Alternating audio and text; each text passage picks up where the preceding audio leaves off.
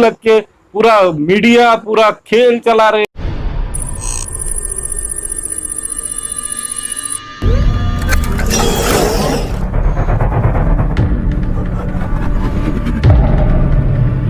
आपके साथ एमडी आशिक। आज हम बात करने वाले हैं पीड़ित ऐसी महिला रेखा काशीराम ताकसांडे की, जिनसे जुनूना की पटवारी मैडम ने 10,000 रुपए का जबरन दंड वसूल किया। उस संदर्भ में पीड़ित महिला के भाई ने SC/ST आयोग को लेटर लिखा। उस लेटर की जानकारी सुनते सुरेश भाऊ रंगारी की जुबानी। नमस्ते, मैं सुरेश रंगारी। मेरे बहन के ऊपर हुए अन्याय अत्याचार के संबंध में जो जबरन उसका साथ में 10,000 रुपये का दंड वसूली करके लेके गए, अप्रत्यक्ष जैसा कोई अभी आपने देखा है कि कन्हैया कुमार के इसमें जो पिटीशन लगी थी उनका नागरिकत्व खत्म करने के लिए, तो उस पर जो इलाहाबाद हाईकोर्ट ने 25,000 रुपये दंड लगाया और वो दंड भरने के लिए बताया, और 30 दिन के अंदर में अगर उसने नहीं भरा तो उसको राजस्व विभाग के जिला मजिस्ट्रेट को बोला है कि वसूल करने के लिए। वैसा ऑर्डर मेरे बहन के केस में हाईकोर्ट नागपुर ने नहीं दिया। फिर भी वर्धा के कलेक्टर को कौन सा लेटर मिला और कलेक्टर ने क्या उन्हें उस लेटर के आधार पे, कौन से लेटर के गैर कानूनी कौन से लेटर के आधार पे मेरे बहन के घर पे जाके उसके घर का सामान तहसीलदार और पटवारी के थ्रू उसके घर का सामान उठा के टीवी वगैरह उसको एक टॉर्चर करके उसको भीख मांग कर पैसे जमा इकट्ठा करने के लिए मजबूर किया, और साहूकार की तरफ उतना पैसा जमा नहीं हो गया तो साहूकार के थ्रू कर्जा लेके उसको पैसा भरने के लिए जबरदस्त लगाया। तो इस संबंध में ये एक मानवीय हक का, मानवीय हक बोले तो कॉन्स्टिट्यूशन का मूलभूत हक जो आर्टिकल 21 है उसका हनन हुआ है। इसलिए मेरे बहन के संबंध में मैंने अनुसूचित जनजाति आयोग को, आज तक मैंने बहुत सारे जिंदगी में बहुत सारे बार अनुसूचित क्या लिखा है कि कल चीफ मुख्य न्यायमूर्ति अनुसूचित जनजाति आयोग मुंबई, ऐसा करके लेटर मैंने आज तक लिखा हूँ बहुत से बार, तो कभी मेरा लेटर रिफ्यूज होके नहीं आया। और पहली बार एक लेटर मैंने भेजा तो ये लेटर आपने देखे होंगे वो लेटर पे कैसा लिखा है, तो कि उसपे ऐसी जो एड्रेस है उसके ऊपर 2 न्यायमूर्ति ऐसा लिखने के बावजूद भी उसके 2 रकील मार दिया, और उसके बाद में उस पर लिखा रिफ्यूज।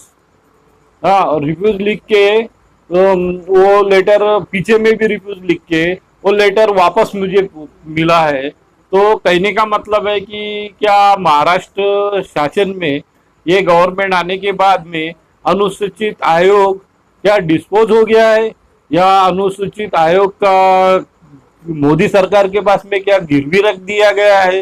ये सवाल हमारे जिस्म में आ रहे हैं, जबकि बहुत डिंगी मारा जाता है।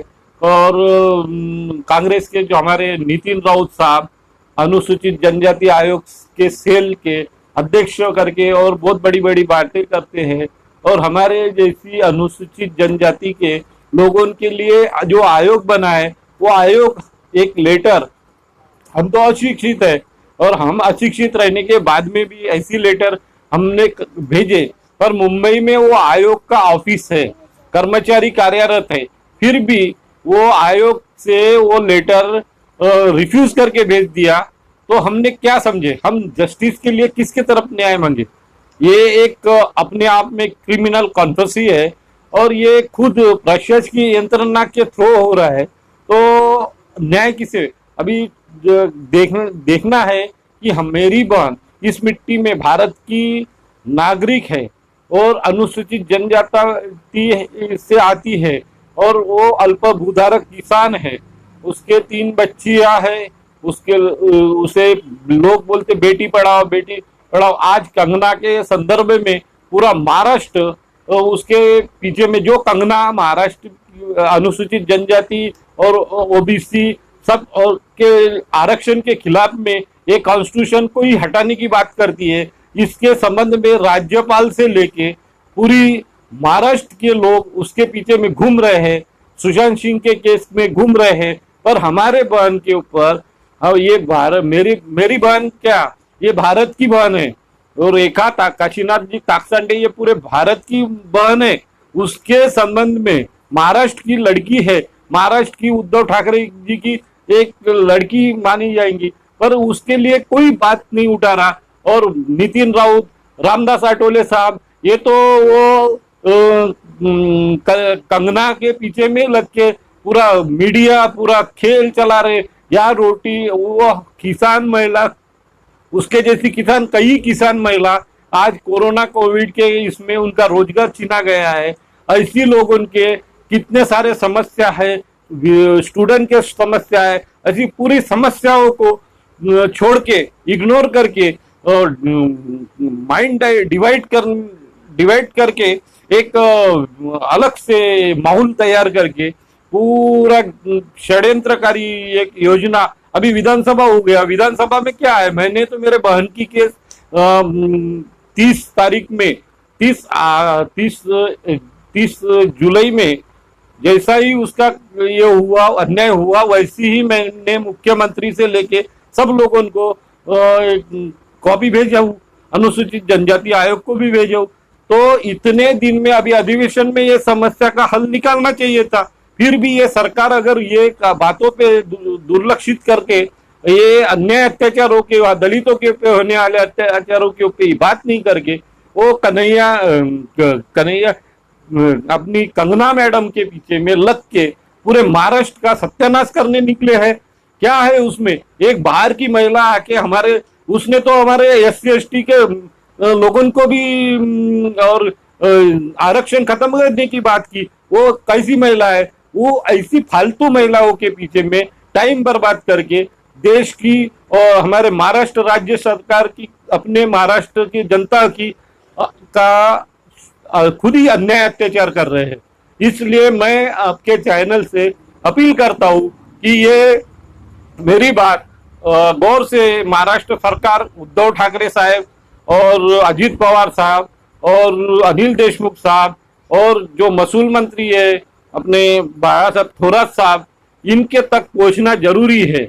और मैं अपने चैनल की बात करें तो हमारा समाज मरा हुआ है, ऐसा मैं इसलिए बार बार बोल रहा हूँ। कितने सब्सक्राइबर है हमारे, इसमें कोई देख ही नहीं रहा। हम इतने अपने दिलो जान से ये बातें हम समाज के सामने रख के, समाज के माध्यम से ये सरकार के पास में भेजना चाहते हैं।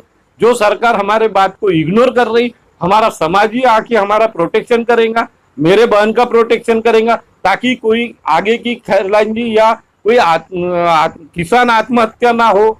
इसलिए ये इन समस्याओं को पे ध्यान देना चाहिए। और मैं यही बोलता हूँ कि इस चैनल के माध्यम से उन तक ये संदेश पहुंचे और कृपया इस महिलाओं के, ये महिला आरक्षण का मुद्दा है। अभी मराठा आरक्षण की बात चल रही है, पर मराठा आरक्षण भी देने के बाद में SC ST OBC माइनॉरिटी को सबको आरक्षण की जो बात हुई है, जितना मिला है उसका फुलफिल नहीं हुआ, उसका इम्प्लीमेंटेशन कितना हुआ, ये भी अपने आप में आत्मचिंतन करके सोचने वाली बात है कि उसकी अभी तक कोटा भरा ही नहीं गया। इस तरीके से भ्रष्टाचार और अन्याय अत्याचार और पैसे की लेन देन करके सब महिला आरक्षण में मेल में फीमेल कैसी कर दिया, महिला के आरक्षण में पुरुष को घुसा के, ये सबसे बड़ा अन्याय है। और ऐसी ही अगर होता रहा तो किसका अपना अपना अधिकार, जिसका मूलभूत हक है, उसको कभी मूलभूत हक मिलेगा नहीं। और पैसे वाले लोग भ्रष्टाचार करके पैसे देके, अभी कल की बात है, वर्धा के लेबर ऑफिसर चौहान ने 30,000 रुपए लेके स्कॉलरशिप में 30,000 रुपए ले लिया, तो और एंटी करप्शन का रेट गिरा, तो हो रहा है भ्रष्टाचार। जिसका मूलभूत हक है उसको हक की पैसे भी नहीं मिलते, हमारे स्टूडेंट कैसे जाएंगे आगे, ये तो सबसे बड़ी मुसीबत की बात है। तो कामगार मंत्री हो या सभी लोगों ने इस बात को सोचना चाहिए। इसलिए मैं फिर से आप के चैनल से बार बार विनती करता हूँ, हाथ जोड़ के विनती करता हूँ कि ये वीडियो को सब्सक्राइब करके मुख्यमंत्री उद्धव ठाकरे के दरबार में मातोश्री तक पहुंचाए और उससे के माध्यम से रेखा ताकसांडे को ही नहीं तो महिला का आरक्षित पद फुलफिल हो, कानून बनाए कि महिलाओं का आरक्षण 30% जो आरक्षण है वो असल में कॉन्स्टिट्यूशन के फ्रेमवर्क में और कानून और न्याय के फ्रेमवर्क में सभी महिलाओं को